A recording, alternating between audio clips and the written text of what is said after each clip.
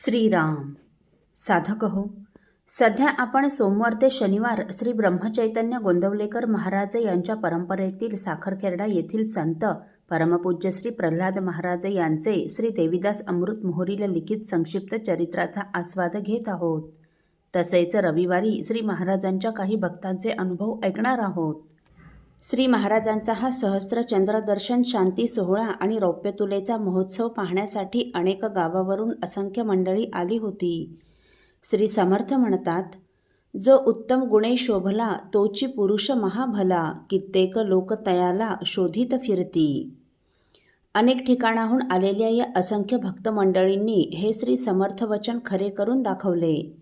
गेल्या 6 महिन्यापासून या महोत्सवासाठी अविश्रांत श्रम करणारे उत्सव समितीचे सचिव कृष्णराव देशपांडे, उत्सव समितीचे सर्व सदस्य आणि त्यांना तन मन धनाने सहाय्य करणारे शेकडो कार्यकर्ते यांना हा उत्सव यशस्वी झालेला पाहताना कोण धन्यता वाटली असेल याची कल्पनाच करवत नाही.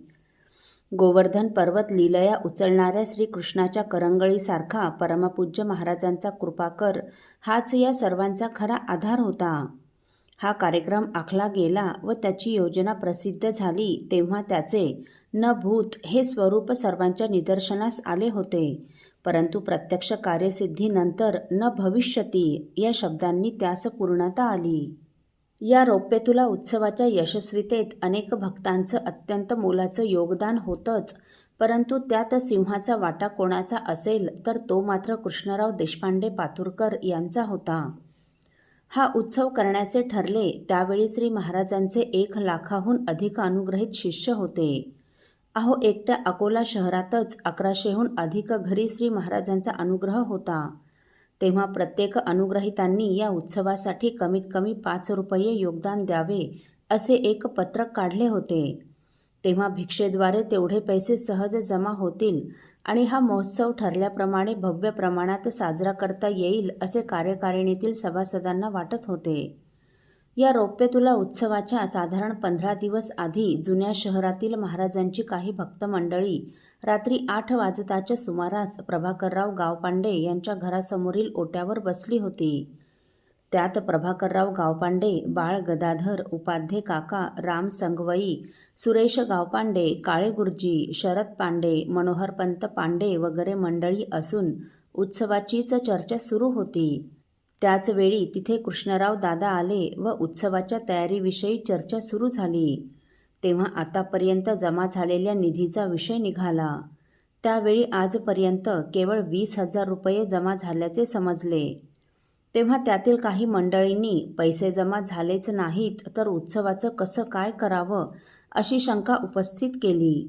तेव्हा कृष्णराव दादा म्हणाले, हे पहा, माझ्याकडे शेतजमीन असून तीही पूर्ण मळ्याची ओलीत असणारी आहे. फारच अडचण आली आणि श्री महाराजांनी परीक्षाच पाहण्याचं ठरवलं तर एका दिवसात मी ती सर्व जमीन विकून पैसा उभा करील. परंतु हा उत्सव मात्र श्री महाराजांच्या साक्षीने जसा ठरला तसा भव्य प्रमाणात होईलच.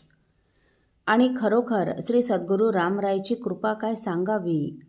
अहो, उत्सव समाप्तीपर्यंत अपेक्षित निधी जमा झाला आणि ठरल्याप्रमाणे हा महोत्सव तसाच भव्य दिव्य प्रमाणात साजरा झाला. कृष्णराव दादांना तसे काही करावे लागले नाही, परंतु कृष्णराव दादांची ही केवढी तयारी होती, केवढं मोठं मन असावं लागतं असं बोलण्याला. असो, साधक हो, परमपूज्य श्री प्रल्हाद महाराजांचे अनुग्रहित शिष्य तीर्थस्वरूप गोपाळराव शुक्ल यांच्याविषयी आपण पुढील भागात ऐकणार आहोत. श्रीराम समर्थ.